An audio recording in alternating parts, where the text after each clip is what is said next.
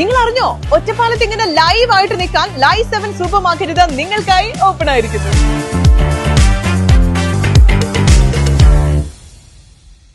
ഒറ്റപ്പാലം താലൂക്ക് ആശുപത്രിയിൽ സേവാഭാരതിയുടെയും BJP കൗൺസിലർമാരുടെയും നേതൃത്വത്തിൽ ഭക്ഷണ വിതരണം നടത്തി.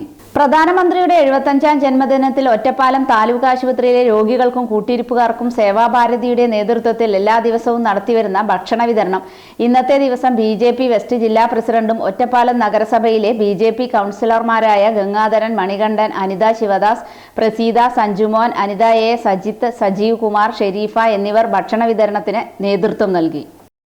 സേവാഭാരതി എല്ലാ ദിവസവും ഇവിടെ രോഗികൾക്കും അവരുടെ സഹായത്തിൽ നിൽക്കുന്ന ആളുകൾക്കും കഞ്ഞി വിതരണമുണ്ട്. ഇന്നത്തെ ദിവസം പ്രധാനമന്ത്രി നരേന്ദ്രമോദിജിയുടെ ജന്മദിനത്തിനോട് ബന്ധപ്പെട്ടുകൊണ്ട് BJPയുടെ ഇവിടെ ഒറ്റപ്പാലം മുനിസിപ്പാലിറ്റിയിലെ കൗൺസിലർമാർ ആണ് ഈ കാര്യം ചെയ്യുന്നത്. അതിന് സേവാഭാരതി ഇന്നത്തെ ദിവസം സഹായിക്കുന്നു. എന്തായാലും പ്രധാനമന്ത്രിക്ക് നമ്മളെല്ലാവരും ഒരാശംസകൾ നേരെയാണ്.